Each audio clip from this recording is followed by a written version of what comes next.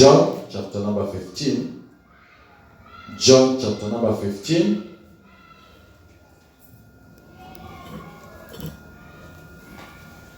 Verse number 12. John 15 verse number 12. Kitabu cha Yohana Mtakatifu 15 mstari wa 12. And the Bible says, "This is my commandment, that you love one another as I have loved you. Greater love has no man than this, that a man lay down his life for his friends. You are my friends if you do whatsoever I command you. Henceforth I call you not servants, for the servant knows not what his Lord does.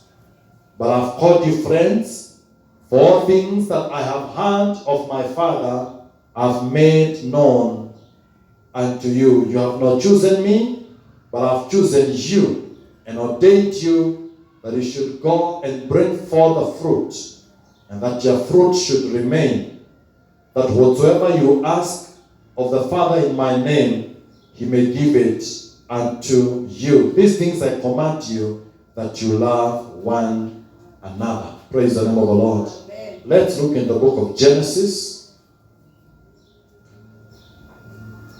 Genesis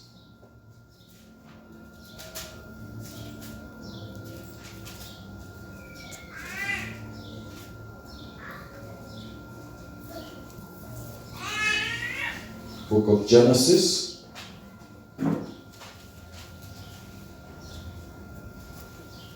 chapter 9. Genesis chapter 9 verse 4. Genesis 9 verse 4, the Bible says, "But flesh with the life thereof, which is the blood thereof, shall you not eat. And surely your blood of your lives will I require, and the hand of every beast will I require it, and at the hand of a man, and at the hand of every man's brother will I require the life of a man. Whosoever sheds man's blood, by man's shall his blood be shed. For in the image of God made he man." Praise the name of the Lord. Amen. Hallelujah. Amen.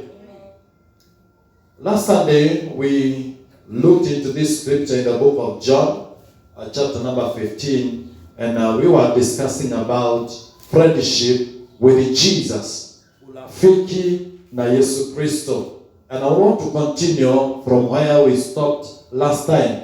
And we were talking about having a friendship with Jesus is having a relationship with our Lord Jesus Christ. Urafiki na Yesu ni kuwa na uhusiano na Yesu Kristo. Ya kwamba rafiki sio tu mtu wa kawaida. Rafiki ni yule ambaye amejitolea kusimama na wewe, amejitolea kuungana na wewe, amejitolea kuongozwa na mambo ambayo yanakuongoza. Ya kwamba angetaka kusimama na wewe katika kila jambo. Praise the name of the Lord. That is a friend. Person who makes a conscious decision that person want to stand with you regardless what you are going through, regardless of the circumstances ambazo zimekuzingira. And so Jesus, as he is talking to the disciples here, anawatayarisha because he's just about to leave. He's just about to be crucified. Na anawatayarisha wakaweze kuelewa yale mambo ambayo yanatendeka. Na anawaambia kwamba I am giving you a commandment. And a new commandment that I'm giving you is that you love one another. Praise the name of the Lord.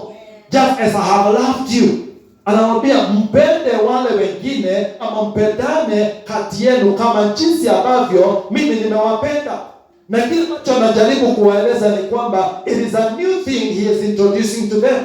Na anawaambia kwamba hivi ndivyo ninavyowapenda. Ya kwamba there is no greater love than this, that a man may lay down his life for his friends. ya kwamba mtu anaweza toa maisha yake kwa sababu ya marafiki zake. There is no greater love than that.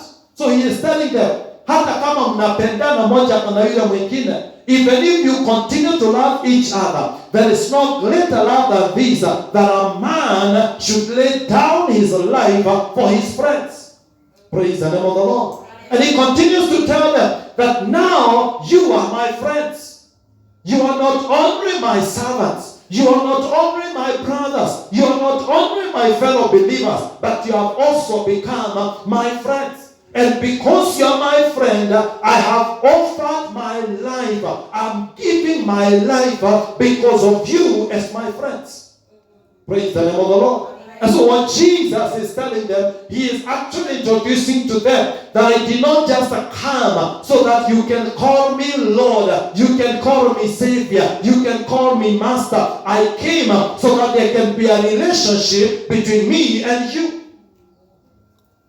Ya kwamba kuwe na uhusiano, ya kwamba unaponitazama usinione tu kama mwokozi, lakini uone ya kwamba kuna uhusiano wa zaidi kuliko yale, na uhusiano huu ni uhusiano wa urafiki. Wakati tunaongea kuhusu friendship with Jesus, it is actually looking into how do we become friends with Jesus and what is it that is required from both the parties. Praise the name of the Lord. Ili marafiki waweze kutembea pamoja, ili marafiki waweze kuandamana pamoja, each and every one of them, they have to contribute to the relationship.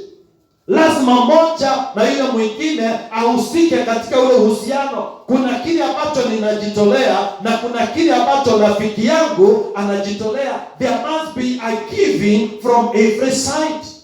Praise the name of the Lord. And so Jesus is telling them, you are my friends. But because you are my friends, there is something I want you to understand. The friendship, it involves giving. And I am here as your master. And I am giving my life for you as my friends. And he is telling them, greater love has no man than this, that a man may give his life for his friends. He may lay down his life for his friends. So he is telling them, love one another. But as you love one another, understand this.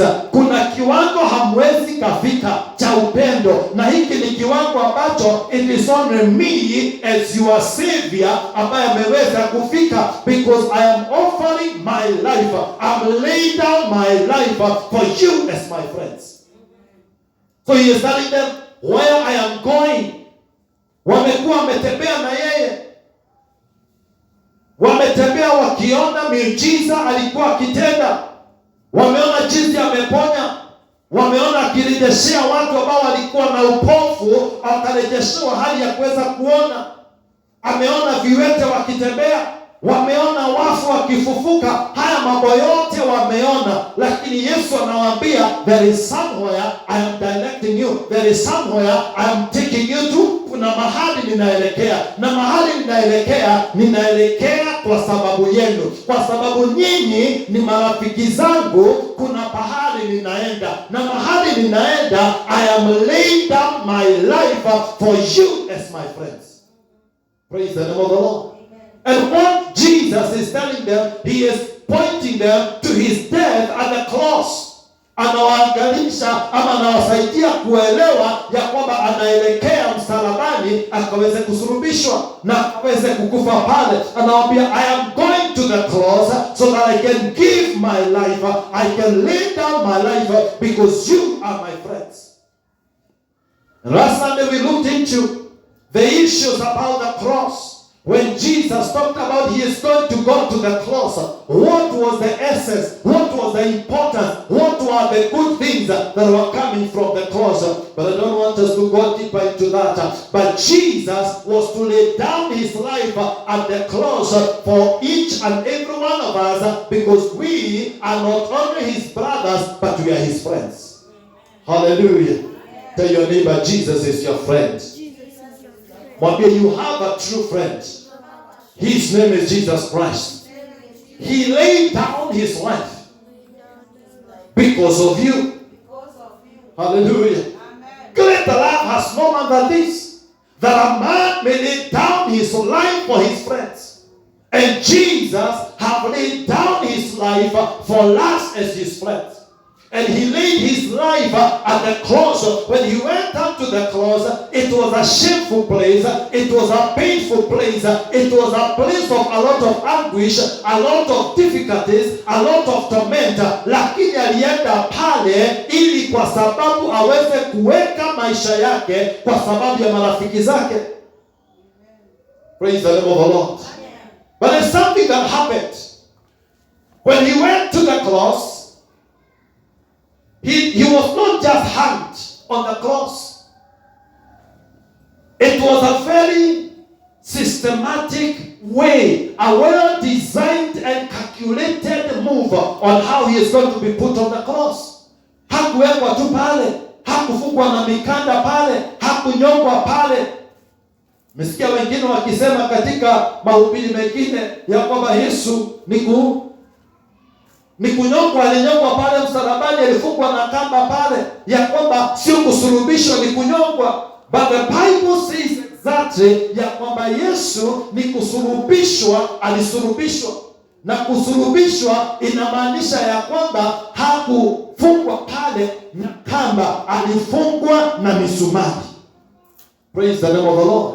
Na kwamba alidungwa misumari kwa mikono yake miwili na akadungwa misumari kwa miguu yake. And what was happening ya kwamba hawezi kadunga msumari kwa mwili na ukose kutoka damu. Praise the name of the Lord. So when Jesus was saying, I'm laying down my life for you as my friends at the cross, anawaambia ninapoenda msalabani kuna kitu itatokea. Nitapowekwa pale, nitakapodungwa misumari kwenye viganja vyangu, kile kitatokea ni kwamba kutaanza kuwa na utiririko wa damu. Ni kitu ambacho ilikuwa imepangwa. Na tukaangalia vizuri tukaona haya ni mambo ambayo Mungu aliyakusudia tangia mwanzo, kutoka pale kitabu cha Genesis, wakati Adam na Eva walimkosea Mungu. Kuna kitu ambacho Mungu alisema, aliongea to the serpent, akamwambia ya kwamba I am going to put an enmity between your seed and the seed of the woman, and the seed of the woman you are going to bruise his heels, but he shall crush your head. Praise the name of the Lord. And the bruising of the heels, alikuwa anaongea kuhusu ya kwamba Yesu Kristo atajeruhiwa na visigino vyake vitakavyojeruhiwa. Kile kitatokea ni kwamba kutatoka utiririko wa damu. There will be a flow of the blood. Praise the name of the Lord. And God continued even to explain this. If you look right from the book of Genesis, sasa ameanza kuendelea akielezea how things are to come to pass.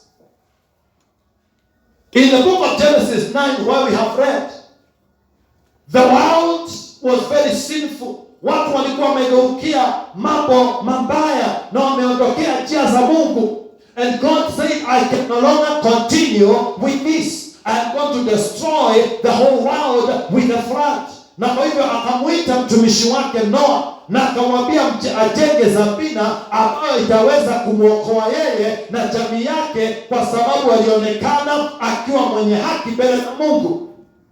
And after he built the ark, the Bible says that as people thought that the rain will not come, the rain came. And 40 days and 40 nights it was raining. And after that, it took some more time. But after all this is done, Noah came out of the ark after the flood decided. Baada ya gharika kuisha, baada ya maji kupungua, Noah akatoka kwa safina. Na alipotoka kwa safina, Maandiko yanasema kwamba kile alichofanya, alimtolea Mungu dhabihu, alimtolea Mungu sadaka ya kuteketeza. Akachukua wanyama ambao walikuwa wasafi, akawachinja, akawawekelea kwa madhabahu, akateketeza sadaka kwa Mungu, akatoa kama dhabihu mbele za Mungu. Praise the name of the Lord. Naye Bwana akafurahishwa na lile, na akamwambia Noa, kuna kitu nimeona umeelewa, ya kwamba maisha iko ndani ya damu. Praise the name of the Lord. There is something you have come to understand, that life is in the blood. Na kwa hivyo wakati unatoa kitu ambacho kiko na uhai, unamwaga damu yake, you are giving the life of that thing. Na sasa pale tumefika in Genesis 9, now God anampatia Noah mambo vile atakavyokuwa. Anamwambia from today, nimekukanya wewe na watoto wako na vizazi vyote, msikakule mnyama na damu yake, kwa sababu uhai uko ndani ya damu. The life is in the blood. Praise the name of the Lord. And so God is telling Noah that from the life of an animal, I will require for the forgiveness of the sin of a man. Wakati mtu ametenda dhambi, kile ambacho nitahitaji ya kwamba lazima kuna uhai utatolewa, na ule uhai ukitolewa ndio dhambi za yule mtu zitafunikwa. So from the sins of a person, I am going to require a life to be given. And the life to be given, blood must be shed, because the life is in the blood. Praise the name of the Lord. Life is in there. Now let's come back to where we were in the book of John. Already the Bible is telling us life is in the blood. Jesus is telling the disciples, greater love has no man than this, that a man may lay down his life for his friends. So when he is laying his life for his friends, what does he say? Wakati anasema kwamba ninatoa maisha yangu kwa sababu ya marafiki zangu,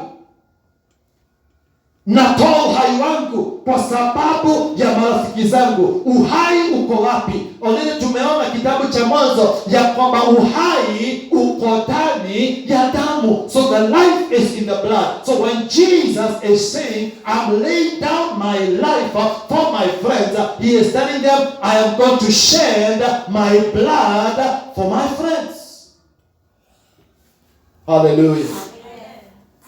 Giving his life is giving his blood. Shedding his blood is giving his life. And he is saying, I am going to go to the cross so that I can shed the blood. When I shed the blood, my life is in the blood. I've already offered my life. Hallelujah. So when Jesus was to die on the cross, he was not to die any other death. Jina la Bwana libarikiwe. Unajua nyakati zile wakitaka kumua Yesu wangetumia njia mingi. Pengine wangemwekea sumu kwa chakula, akule na akufe. Pengine wangempangia njama ya vile watamnyonga na akufe. Lakini kwa sababu Yesu hakuja just for the sake of coming, alikuja ili akufe kifo cha kutoa na kuweka maisha yake na kutoa uhai wake, ni lazima angekufa kifo cha kumwaga damu. Praise the name of the Lord. In other words, Jesus could not have died any other way apart from the way of the cross. There was no any other way, because already God has said in the book of Genesis, ya kwamba I will require for the sin of a man, I will require the life of something. And the life of Jesus was in the blood. So kama angekufa kifo ambacho hangemwaga damu, we will not be where we are today. But thanks be to God, Jesus had to die on the cross and shed his blood. Angalia vile ambavyo alisulubishwa. Kabla weko kwa msalaba, walikuwa wamemweka kofia ya mimba, a crown of thorns ilikuwa kwa kichwa chake. So what was happening? Ukiwekwa tu kofia ya mimba katika kichwa chako, na si kuwekelewa, ni kufinyiliwa.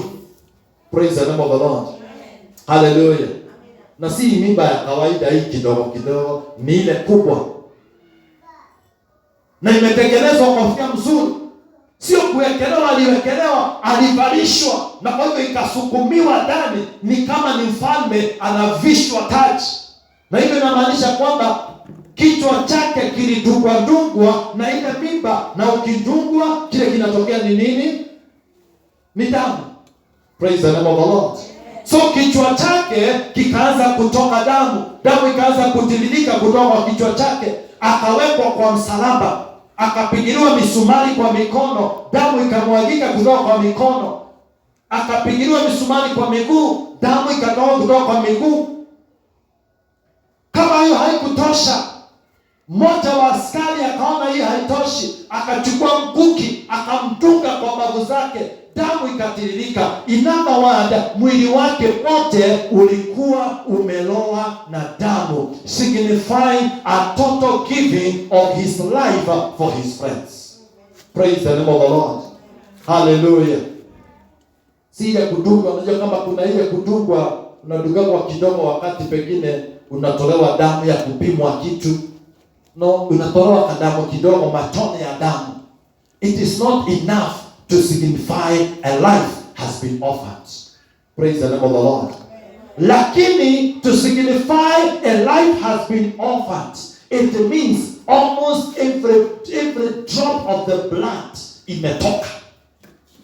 Na hii damu yote ikaweze kutoka kwa mwili. Ndiposa unaona lazima ikianza kwa kichwa, damu ya kichwa itoke, damu ya mikono itoke, damu ya ambayo iko katika sehemu za katikati itoke yote, na damu iliyo kwa miguu itoke yote. So this was a person ambaye for the hours ambayo alikuwa pale msalabani, now he didn't have any blood remaining. He gave it all. Praise the name of the Lord. And he gave his blood for his friends. You and I are his friends. Jesus gave his life by shedding the blood. Praise the name of the Lord.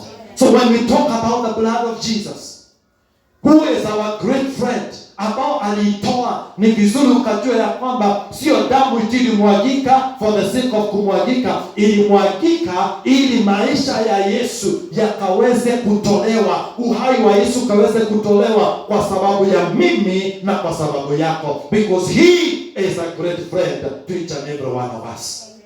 Hallelujah.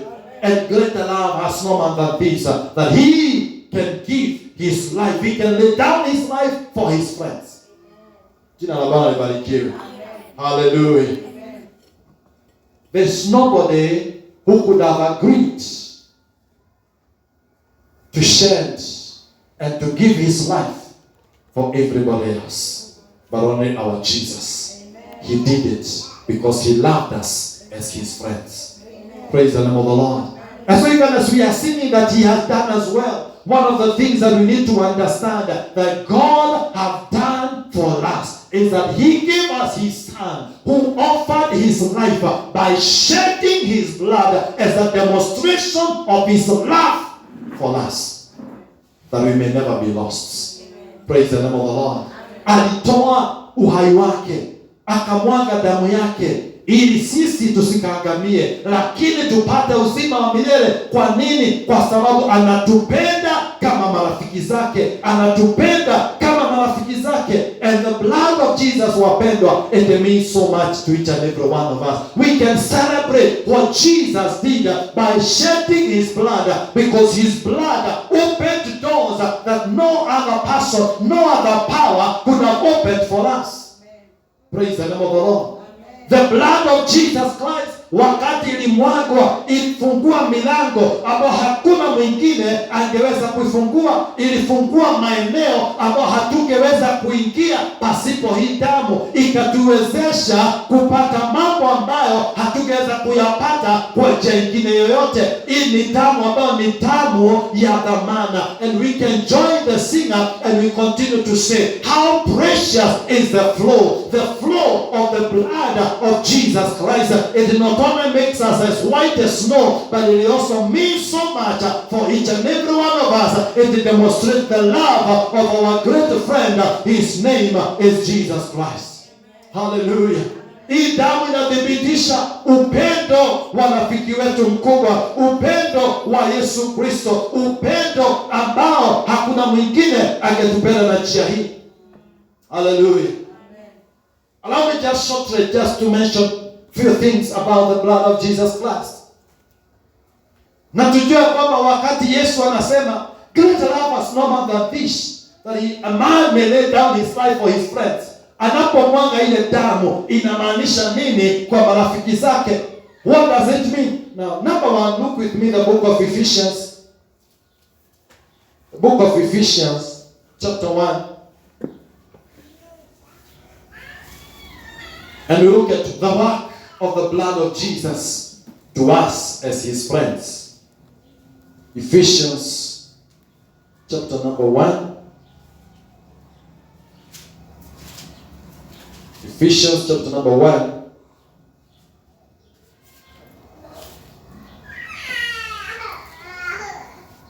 Verse number 6 and 7. Bible says, Ephesians chapter 1, verse 6 and 7, to the praise of the glory of his grace, wherein he has made us accepted in the beloved, in whom, that is in Christ Jesus, we have redemption through his blood, the forgiveness of sins, according to the riches of his grace. Hallelujah. Amen. Praise the name of the Lord. Amen. That through him, or in him, we have redemption through his blood. Work number one of the blood of Jesus, our great friend, ni ya kwamba the blood of Jesus Christ has redeemed us. We have been redeemed by the blood of Jesus. Say with me, I am redeemed. Say like you believe it, I am redeemed. The blood of Jesus Christ redeemed us. Paul is telling us here, in Christ Jesus, we have redemption through his blood. What is redemption?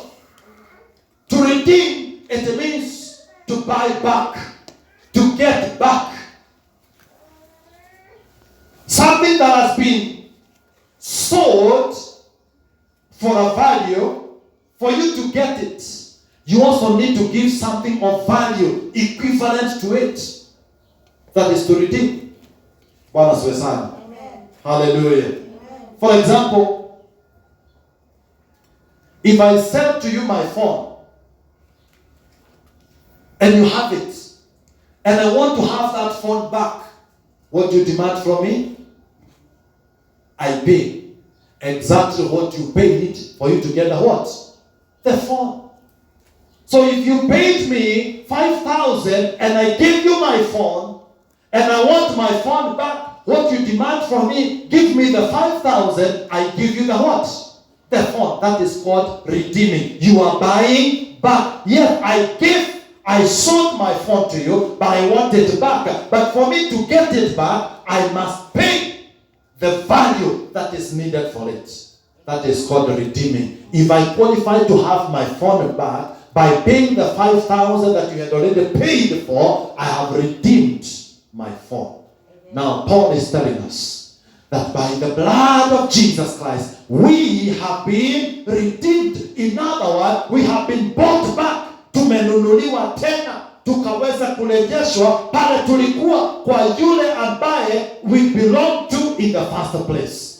In the book of Genesis, we belong to God Almighty. That is where we belong. We belong to the kingdom of God our Father. We belong to our Redeemer. We belong to the King of Kings. We belong to the Lord of Lords. We belong to the one that created the heavens and the earth. That is where we belong. Amen. Hallelujah. Amen. But when Adam and Eve they sinned, kile walifanya ni kwamba walitupeana kwa mikono ya shetani, walitupeana katika umiliki na kutawaliwa na nguvu za giza. So from that moment, tukawa na mtawala, tukawa na kiongozi ambaye alikuwa anatuongoza, lakini anatuongoza katika mambo ya giza, na kwamba maisha yetu hayangeweza kuwa na mwelekeo. But when Jesus came and he shed his blood was enough sacrifice to buy us back from the devil. Praise the name of the Lord. So when Jesus offered his blood on the cross, he actually bought us back. He paid the price. You look in the Bible, in the book of Genesis, pale tumesoma, Mungu amemwambia Noah that kwamba for me to actually actually redeem the life of a man, I need the life of another man. Praise the name of the Lord. Hallelujah. And Jesus shed his blood so that he can buy us back, so that we can now no longer be called sinners, but we can be called saints. Let me tell you, my friends, when the blood of Jesus Christ is with you, you are not a sinner, you are a saint. Hallelujah. Saints are not only in heaven, but the saint is everyone who have accepted the work of our great friend, the work of the blood of Jesus Christ. It makes you a saint because it buys you back.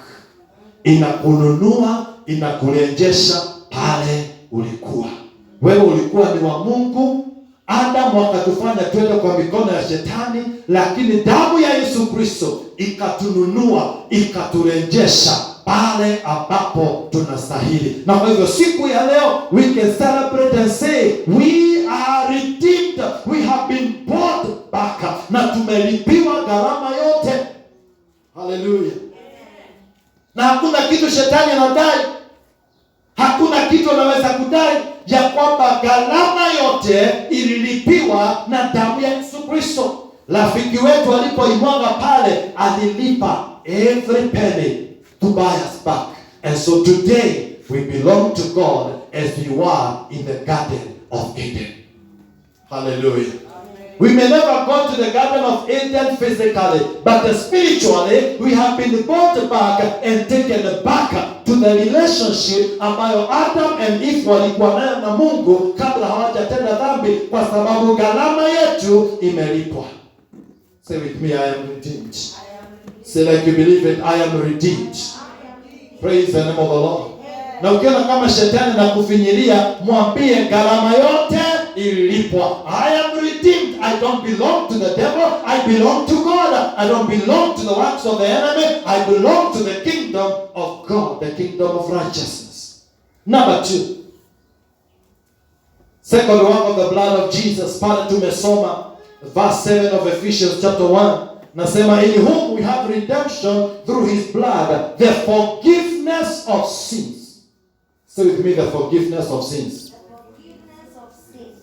Damu ya Yesu Kristo, kile ambacho ilifanya, ilituletea msamaha wa dhambi, the forgiveness of our sins.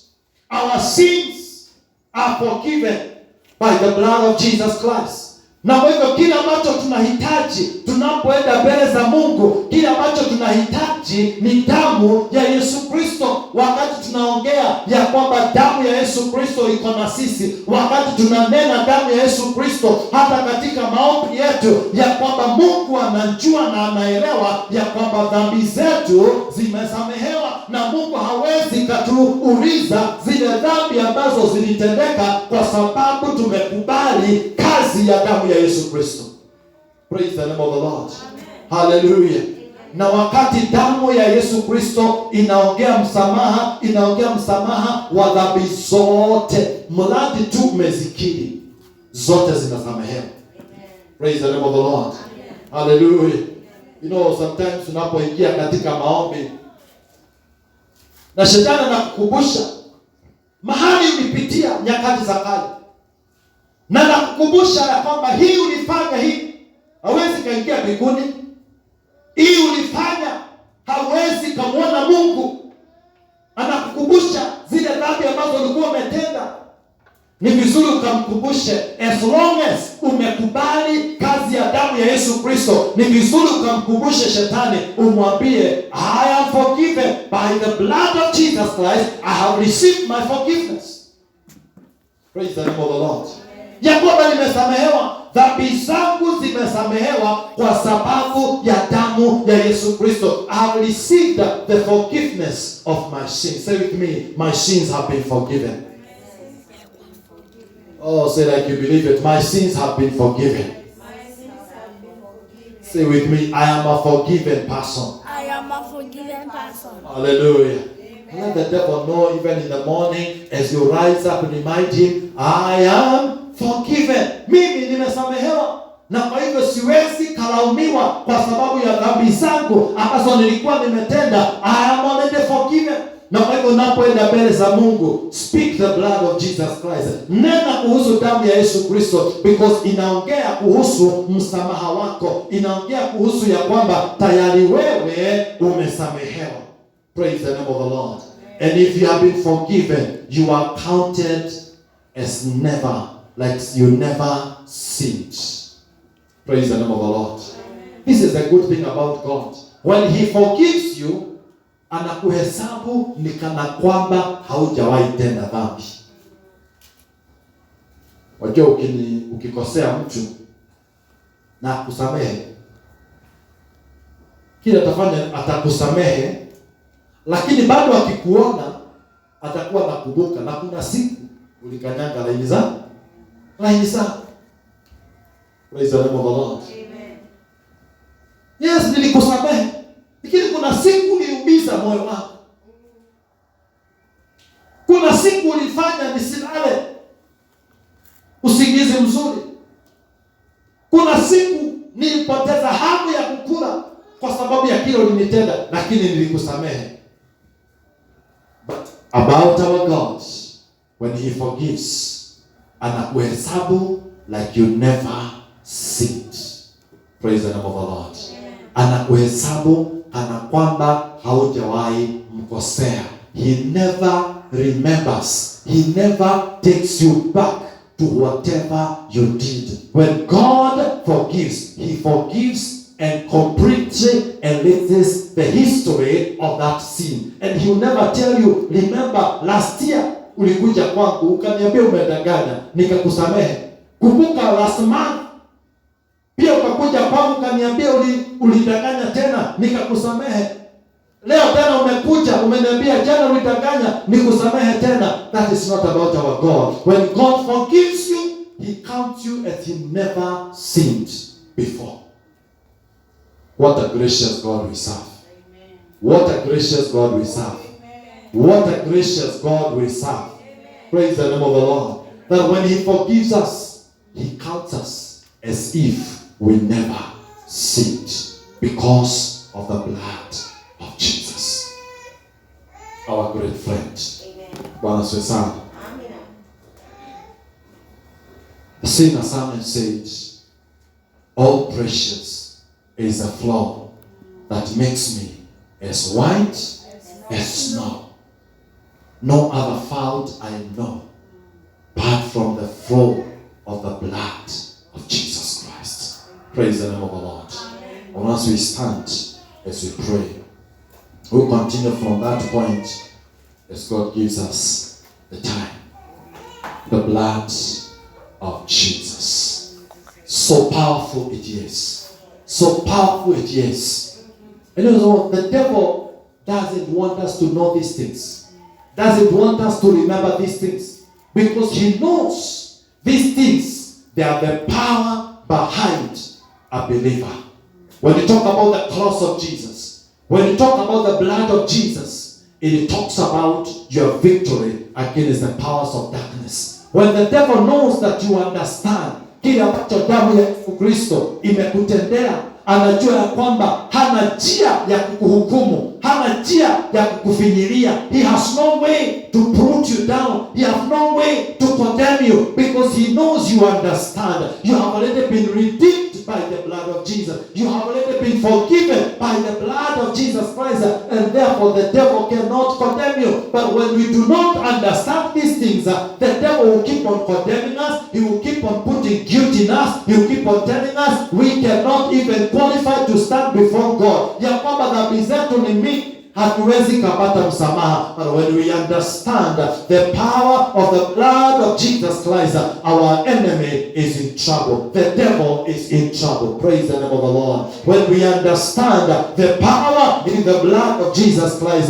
the enemy is already in trouble, because he knows we are going to activate the power that is in the blood of Jesus. We are going to declare it. We are going to sing every morning, ya kwamba by the blood of Jesus I am redeemed. Everything has been paid for by the blood of Jesus. I have already received the forgiveness of my sins, and I'm counted as if I never sinned before God. Praise the name of the Lord. Amen. Hallelujah. Amen. Oh, the blood of Jesus. Oh, the blood of Jesus. Oh, the blood of Jesus.